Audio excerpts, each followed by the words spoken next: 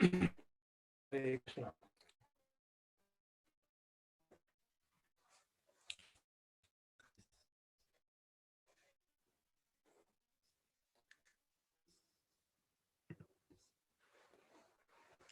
Jaya Radha Madhava Bihari Jaya Radha Madhava Kunja Bihari Jaya Gopi Jana Vallabha Girivaradhari Jaya Gopi Jana Vallabha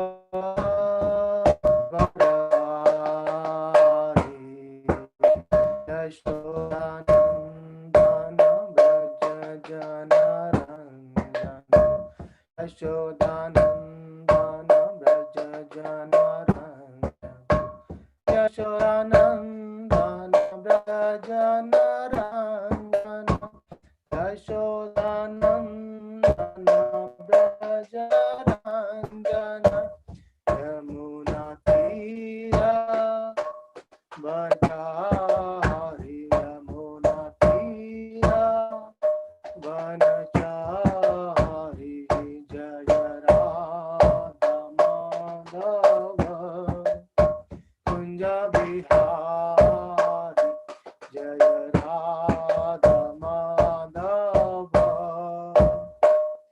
Kunja Bihari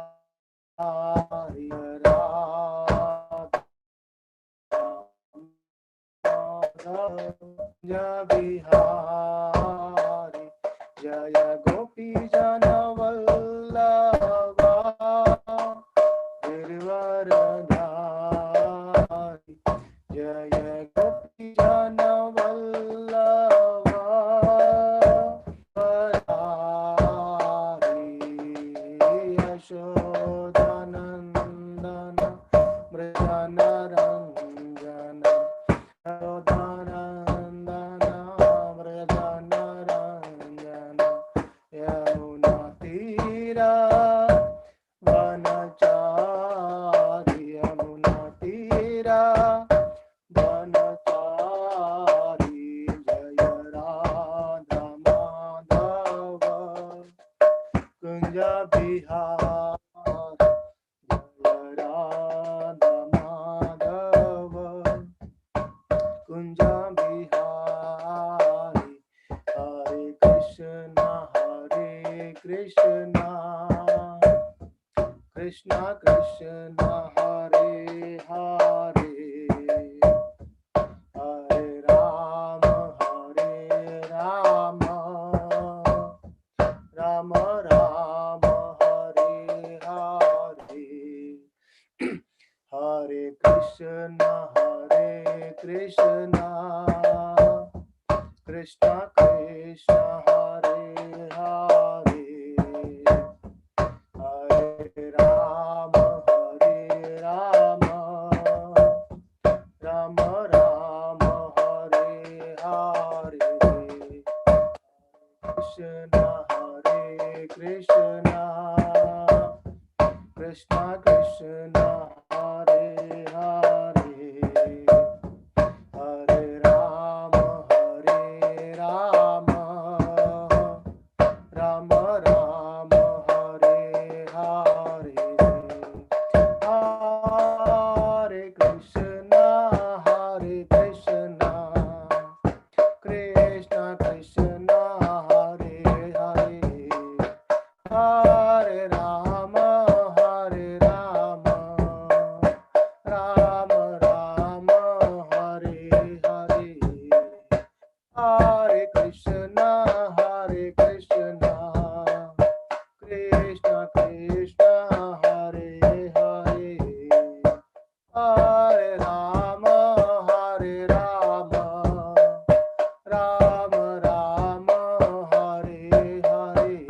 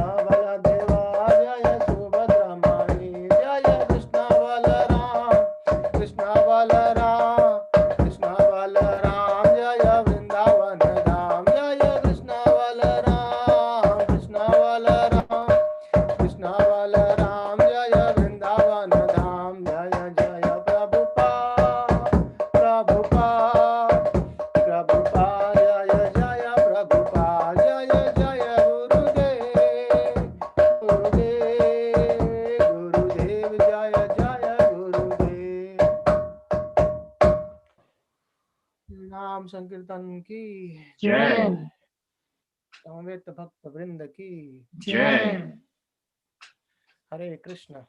Hare Krishna. Welcome you all on our ongoing discussion of Srimad Bhagavatam. So we'll continue from there. Let's chant the prayers.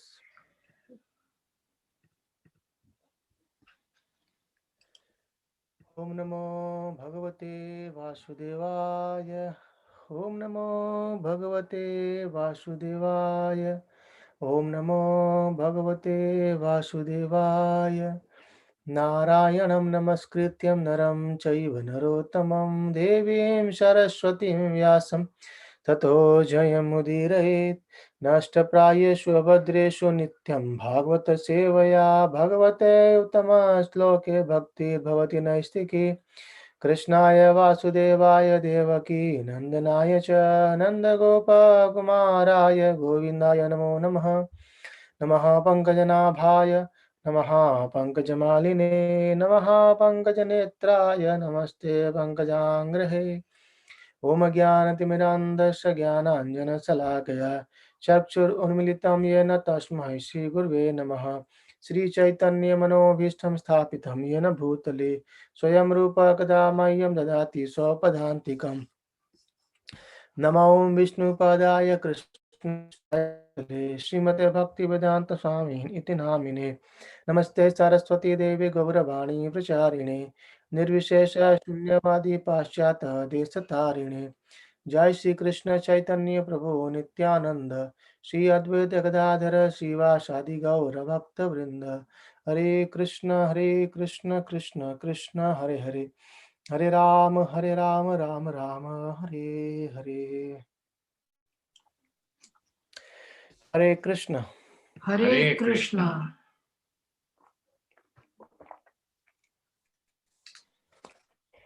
Welcome you all once again. Hope everyone is doing good, keeping well. Okay. So we'll continue our discussion from there. We are discussing Canto 10, and we have discussed till 37 chapters on Friday, and also we discussed about a nice song, Jai Radhe Jai Krishna Jai Vṛndāvana. By just in one song or one version, we could glorify whole Vrindavan, and that's how we seen. And also we discussed about how this Narayana, Narada Muni, he came to uh, Kamsa, and how he deviated Kamsa's mind and to invite somehow other invite Krishna, and in fact he's inviting his own death. And then also then Narad Muni went to Krishna to see him, and he said, "No, you have done most of your pastime now, and let's go further from here." And he reminded that you will be doing all these activities very soon, and I will be all seeing those. And then by that, after saying Narad Muni went from there, and then Akrūra, he he's being requested by Kamsa to go and invite Krishna and Balaram here. So all the pastimes of Krishna's in Vrindavan are actually been nearly completed. So it's being said that Krishna never leaves Vrindavan at any point of time. Krishna is always present there in Vrindavan, always. And how we'll see today, and how he's actually Akrūra goes and invited Krishna to come to Mathurā. So as Akrūra was being asked by Kamsa to go, so Akrūra, we discussed, like Akrūra reminded him that you are fool and your destiny is coming there. And Akrūra then on the next day he started towards Vrindavan. And Akrūra, he was thinking very much, very positive and very auspicious, that okay, he was thinking what past activities I have done, and what severe austerities also have undergone, so that I am going to see Krishna now. So though Kansa has asked him to go and bring Kṛṣṇa and Balarāma, but Akrūra was actually he's actually kind of thinking, Kansa is actually extremely merciful to me, and because he's sending me to see Lord Kṛṣṇa, to associate with him directly to Lord Kṛṣṇa.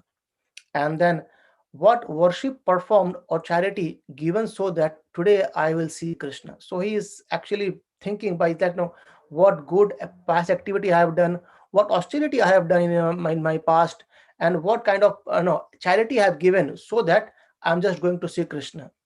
And he's saying today all of my sinful reactions have been completely eradicated, and my birth has become worthwhile. Remember discussing while we were discussing that the gopis says that the object of our eyes is to see Lord Krishna's face. Now Akrūra, he's thinking the same thing. All my sinful reactions have been eradicated. My birth has become worthwhile, and since I will I will offer my obeisances to Lord Supreme Lord. Though he hasn't seen yet, though he hasn't met yet Krishna, but just by thinking that okay, I'm going to meet Krishna, he is completely in transcendental stage. He's just thinking that okay, wow, I'm going to meet Krishna, I'm going to pay my obeisances to Krishna. And Krishna's lotus face, actually, for whose to get the lotus feet, the yogis, they meditate for thousands and thousands of years, even for many birth and birth. And I'm going to see that lotus feet. That's how Lord is glorifying his own kind of accord to see Lord Krishna now. And he said that Kaṁsa was become extremely merciful to me by sending me to Vṛndāvana. And he says, simply by the effulgence of his toenail, many souls in the past have transcended this insurmountable darkness of material existence. So even also we discussed earlier that these scholars toenails are called nakachandra. So it's the moonlight that comes from this, from toenail. And just by seeing the nails of Lord Krishna, we can actually cross this darkness of material existence, and that is being glorified. Same by Akrūra here, and says whose lotus feet or the Lord's lotus feet are worshipped even by Lord Brahma, Lord Shiva, and all the devatas, and even by the goddesses of fortune, and also by the great sages, great Vaishnavas. And I'm going to see that Supreme Lord Viṣṇu, who is the reservoir of all beauty. So this my fortune has arrived now. My birth has been purified now. All my sins has been eradicated. Now I am going to see Krishna. And by his own sweet desire, Krishna has assumed a human form in the earth, and he is doing his pastime. Right. So just to relieve the earth from her burden, he has assumed a human form in this world, and he is doing pastime. And I am going to see that Supreme Personality of Godhead. So internally he's becoming very very much ecstatic to see Krishna. Just he hasn't reached yet, he hasn't seen Krishna yet, but still he is in deep meditation of Krishna. And he says, whenever I will see Lord, I will bow down at his lotus feet. So just these are the ways devotee explain that whenever we want to go to temple, whenever we want to go to meet our spiritual master, we can actually meditate on those in this way, that I'm going to see Lord Krishna's lotus feet now. I will be going and I pay my obeisances to Lord Krishna. So that's how Akrūra was thinking. I'll bow down to the lotus feet of Lord. That lotus feet, which is the great mystic yogas, they study for this, and they spend many years for self-realizations, and they meditate on on the lotus feet of Lord. And I'm going to see that, and I'm going to pay my obeisance to that lotus feet of Lord Krishna. And he says, when I have fallen at his feet, the Almighty Lord will place his lotus hand on my head. So he's thinking that when I will pay my obeisances, Lord Krishna will touch or make me wake up by his own hands. He will place his hands on my head, and thus uh, just by placing Lord's hand, all the fear is being removed. So that's how he's glorifying lotus feet of Lord Krishna. He's glorifying lotus hand of Lord Krishna. And he says that hand. So by offering charity to that hand, see, Bali has earned the position of Indra. So remember, Bali has given everything to Lord Krishna, to to Bhavanadev. So that is hand is glorified here. That just giving some charity to Lord Krishna, Bali has gone a position of Indra, and that infallible Lord will not consider me an enemy. Though I am now a messenger of Kaṁsa, but still he knows very well, and he won't consider me as his enemy, and he is inside the heart, and he knows very well what I'm going to do. And thus he will smile at me when he will see me. He will smile at me. I mean, affectionate glance. He will actually he'll embrace me in his hands, and I'll fall in his feet. So these are the meditation is being done by Akrūra, and he's saying Krishna will actually lift me up when I'll pay my obeisances. He will embrace me with his hands. He will place his hand on my head, and then he says, having been embraced by the all famous Lord Krishna, I will humbly stand before him with bowed head and joint palms. So I will be just keeping my head down and with my hand no joint palms to him, and he will be embracing me. So the Supreme Personality, who has no favorite and no dearmost friend. So Krishna is neither enemy or nor friend for anyone, nor does he consider anyone undesirable. So this again a quality that Akrūra is saying that any person has can attain Lord Krishna. There is, we discussed earlier, there is no qualification needed to attain the lotus feet of Lord Krishna except the faith. And despicable or no one is fit to be neglected. So anyone wishes to see Lord Krishna's feet, if he has a desire in it, actually he can fulfill it. And at the same time, he lovingly reciprocates with his devotees in whatever manner they worship him. So the way we see Krishna reciprocates to us in that way, right? And by glorifying this, Sukadeva Goswami says, in the way Akrūra traveled on the road in the deep meditation of Lord Krishna. So though Akrūra was traveling, but Akrūra was actually feeling that I have reached to Vṛndāvana, I have seen Krishna, and I'm associating with Krishna in this or that way, and Krishna is reciprocating me in all those ways. And at the time, Akrūra entered Vṛndāvana, and as soon as he entered Vṛndāvana, he could see the lotus footprints of Lord on the floor, on the sands. And Akrūra, just by seeing the lotus footprint, he has not seen Krishna yet. He has not seen Krishna's feet yet. He has just seen the footprints of Krishna on Vṛndāvana.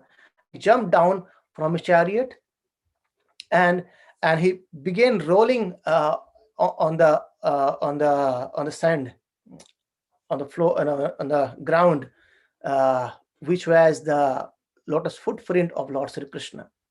And he says, wow, this is the dust from my master's lotus feet.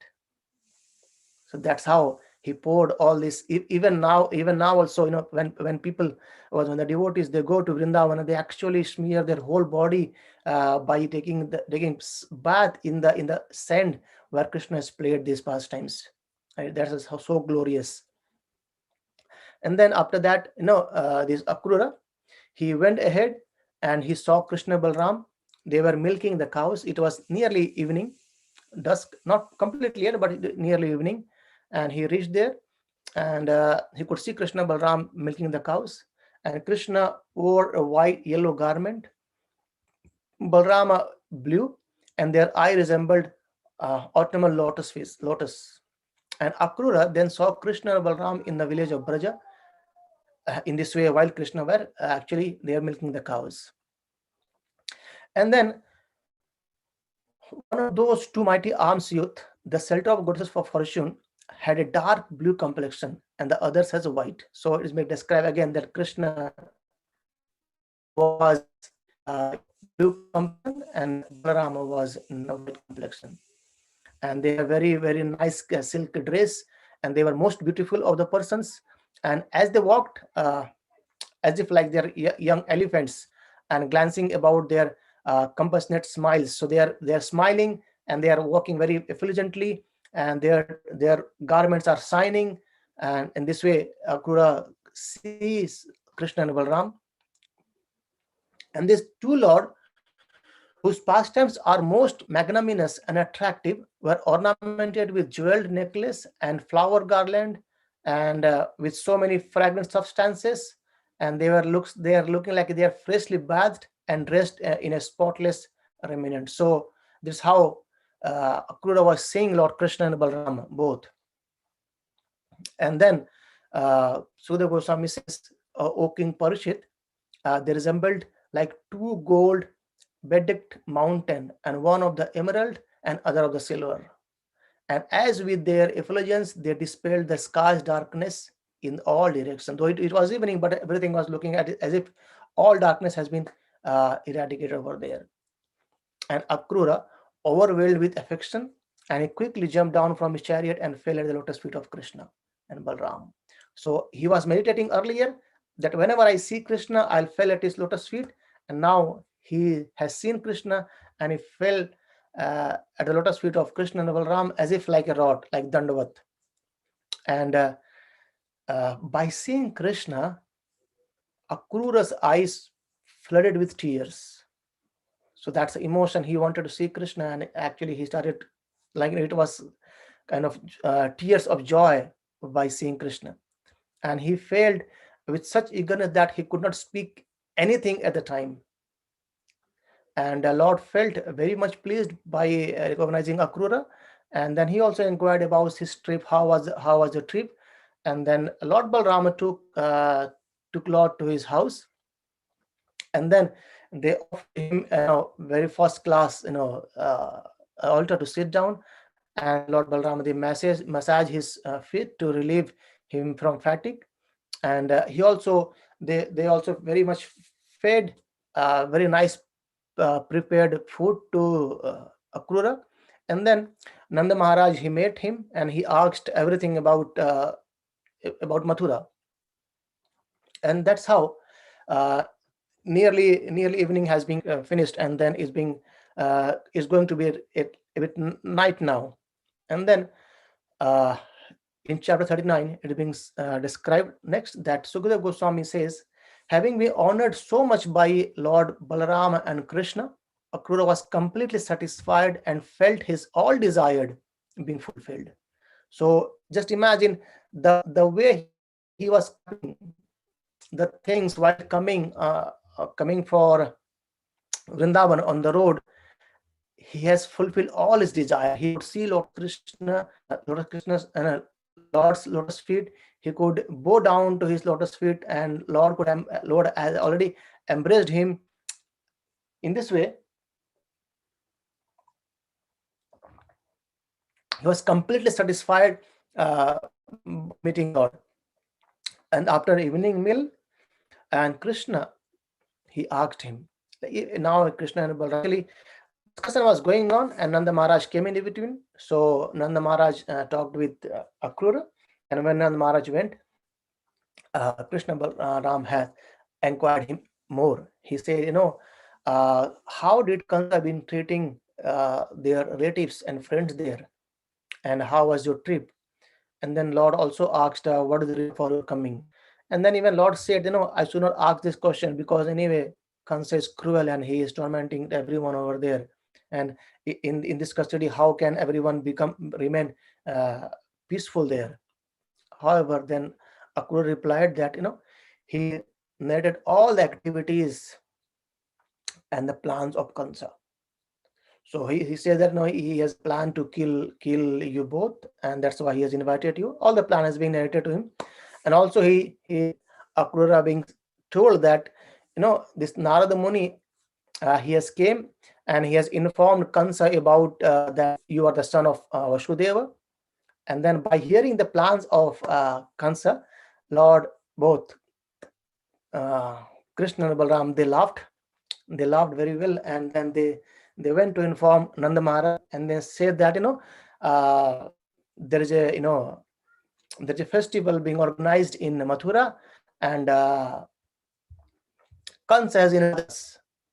Krishna, in fact, himself went to Nanda Maharaj and told that these things, that uh, we are being invited by Kaṁsa. And Nanda Maharaj then, actually it being described that no, Nanda Maharaj was not agreed earlier, but still they, as is an order of a king, they all, Nanda Maharaj ordered all the cowherd men, and they prepared themselves to visit Mathura. So not just Kṛṣṇa Balaram going, whole Mathura is actually following with Kṛṣṇa Balaram.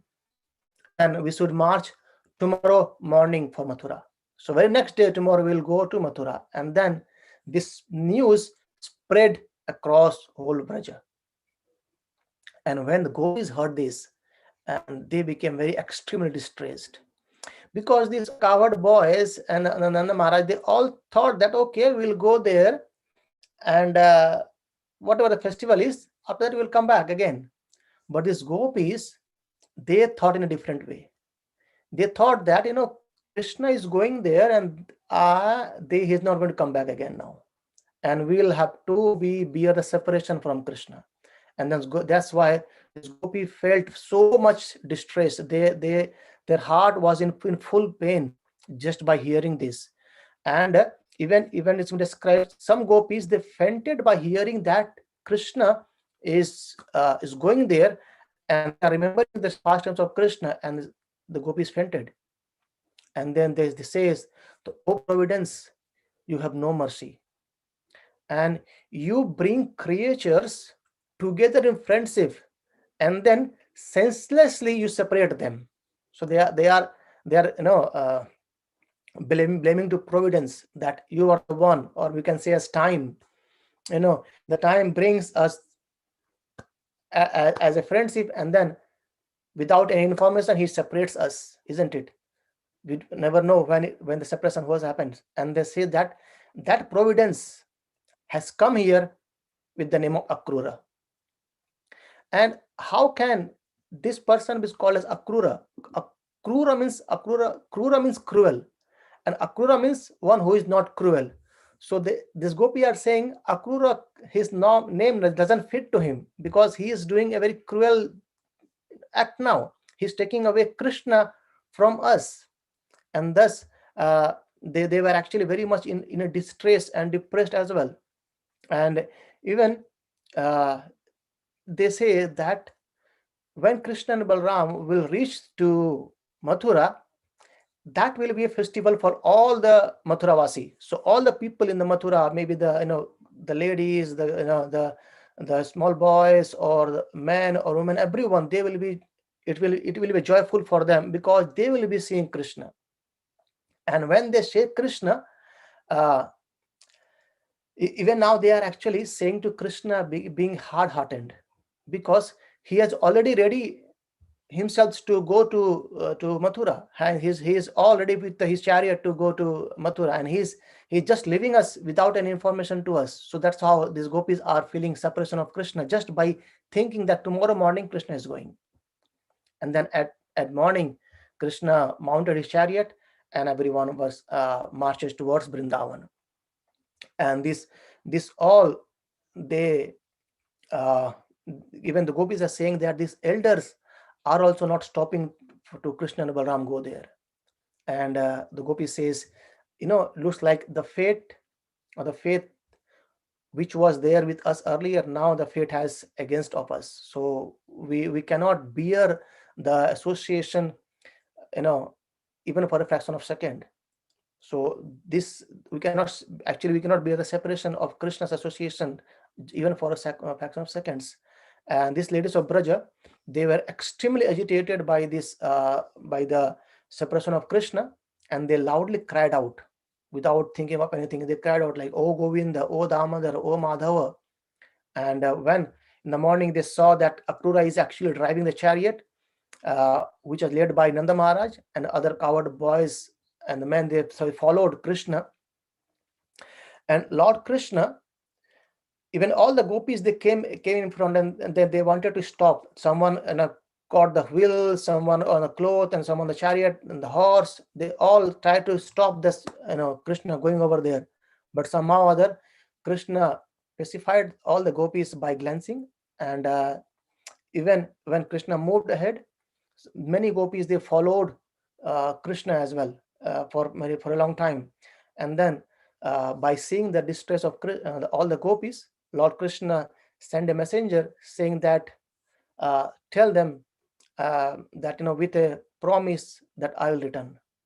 So just he sent a message to all the gopis that Krishna will return.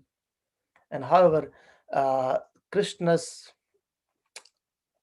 these gopis, they stood as if like in a statue when Krishna moved from Vṛndāvana towards Mathurā, and they were full of sorrow, and they after some time they went back to their own home, and they began to spend their days and nights chanting about the glories of all the pastimes of Lord Krishna's.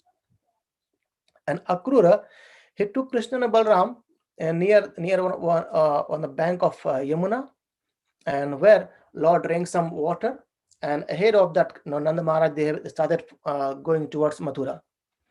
And Akrūra, he stopped his chariot near one of the group of trees, and he took permission from Kṛṣṇa and Balarāma, and he said, okay, I want to take my bath in this Yamunā. And when Akrūra went to Yamunā, and he went inside Yamunā to take bath, Akrūra actually could see Kṛṣṇa and Balarāma inside Yamunā. So he could see in front of, he was in the he was taking a deep dive into the Yamunā, and he could see Kṛṣṇa and Balarāma in front of him, and he got confused, he got bewildered. What is this? And then he says he went up,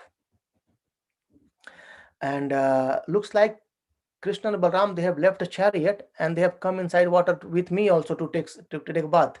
And then he says he just went up and to see these both boys, are they in chariot or not. So when he stood up and went out from the Yamunā to see the chariot, he could see that Kṛṣṇa and Balarāma both are sitting on the chariot. And then now he became more bewildered. He said that, okay, I just saw Kṛṣṇa and Balarāma inside in front of me in the water, and now Kṛṣṇa and Balarāma are sitting there also. How it happens? And Akrūra, he asked himself, was the vision what I seen was an illusion? So what it is? So, and that's why, to reconfirm, Akrūra entered again into the water of Yamunā. And now Akrūra could see something extraordinary. So Akrūra now saw that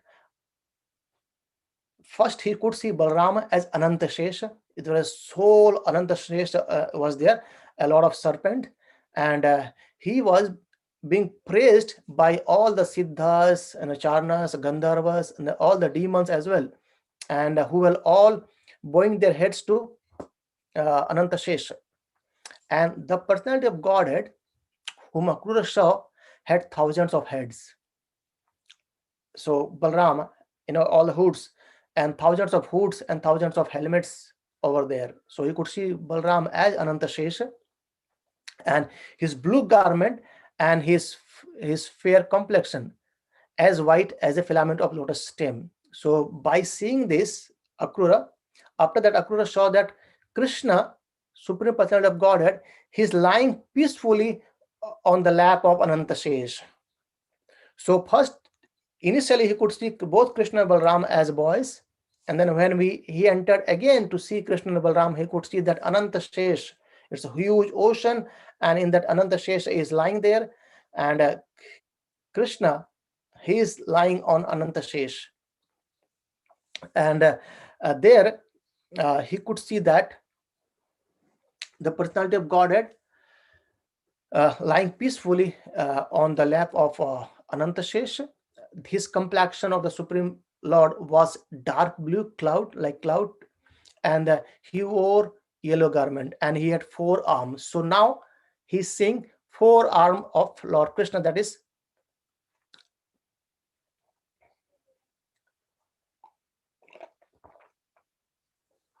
Lord Viṣṇu form, 400 form. And then he looked very attractive, and he was smiling, His glands were very lovely, and he has very nice eyebrows, and he has very nice nose and ears. All body was very nicely formed. And the Lord, broad shoulder, he was expansive chest.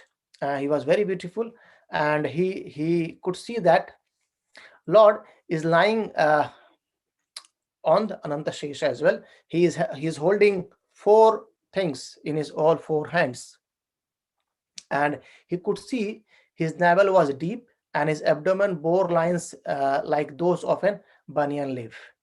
And he is wearing bracelet, he's wearing helmet, he's wearing armlets, and these are all very precious jewels.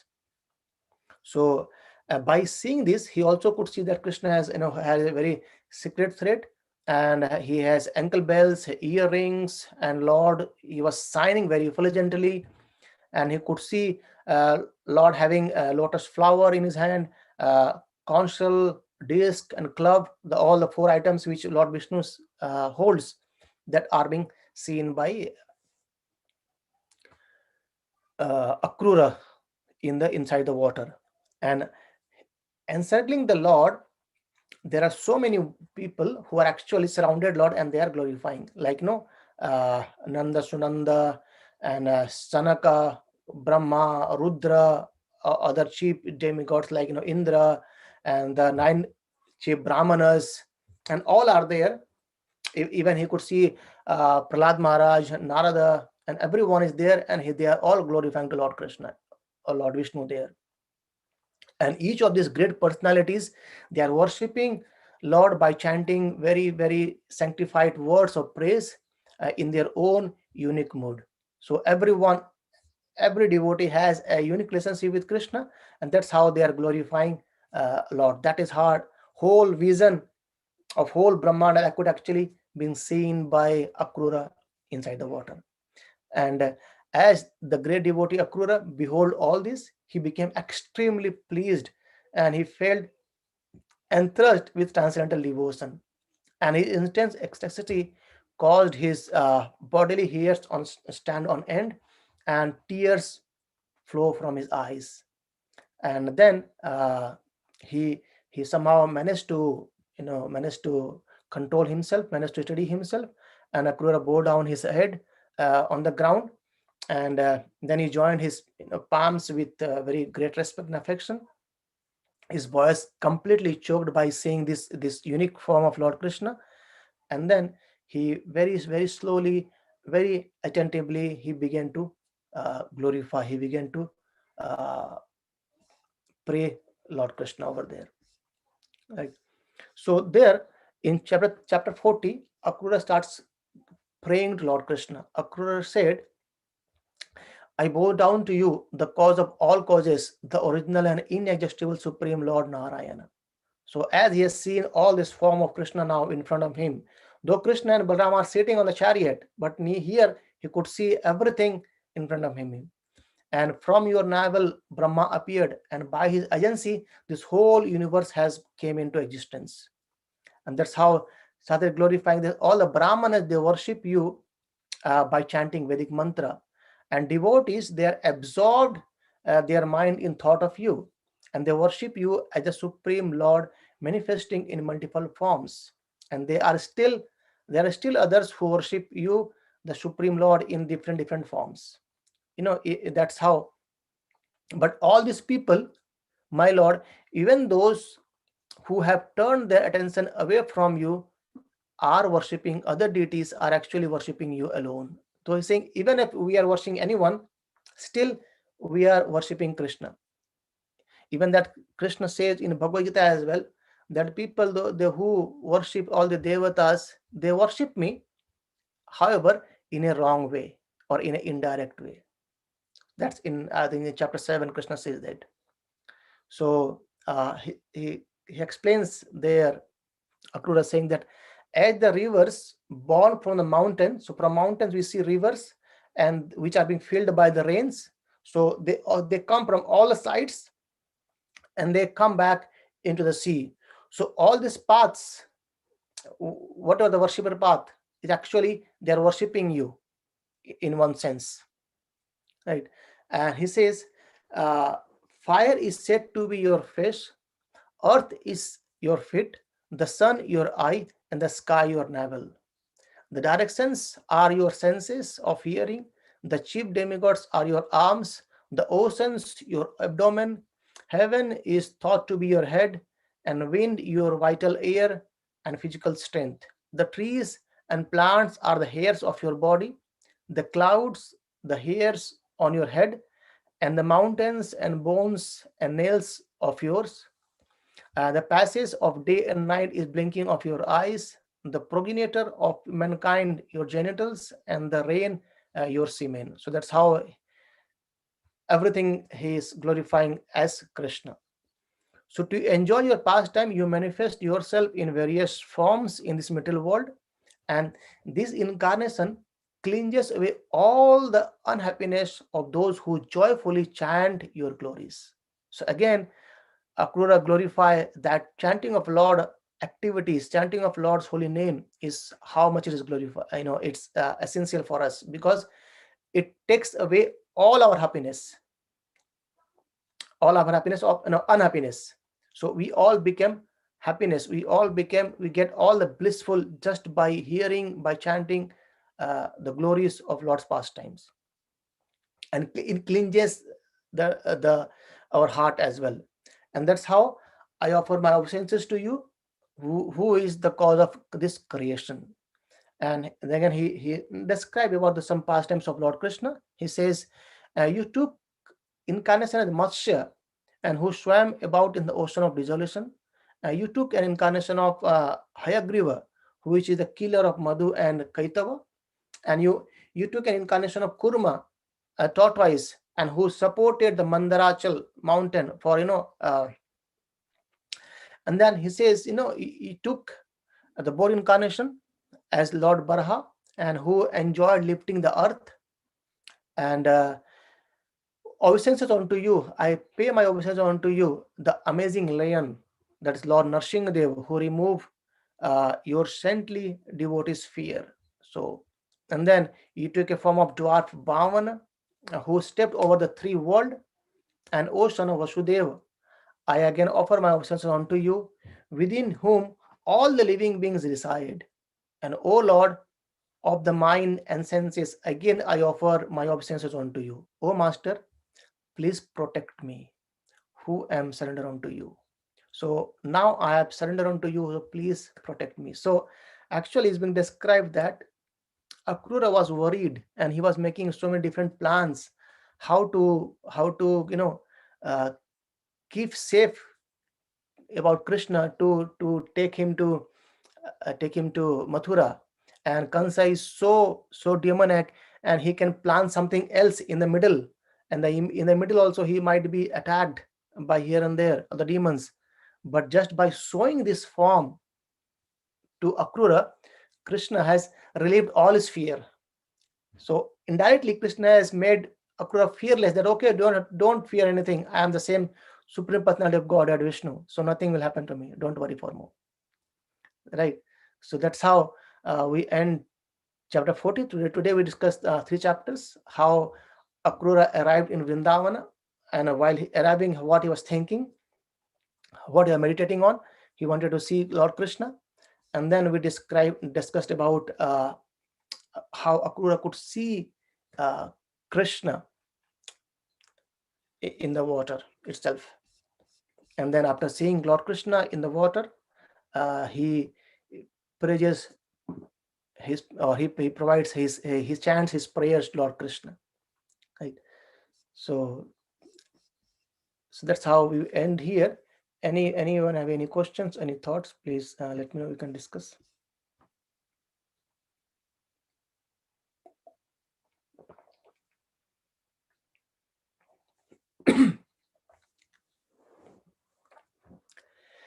Okay, so if we have no one have any questions, so we can stop today here, and we'll see you all tomorrow. It will continue. So Krishna is going to continue his pastime in Mathurā now. So all is nearly 40 chapters in Vṛndāvana, and then next 50 chapters of this canto will be from Mathurā and Dwarika. ग्रंथराज Shrimad Bhagavatam की, जय प्रभुपाद की, जय कोटि वैष्णव वृंद की। जय हरे कृष्ण। हरे Hare Krishna.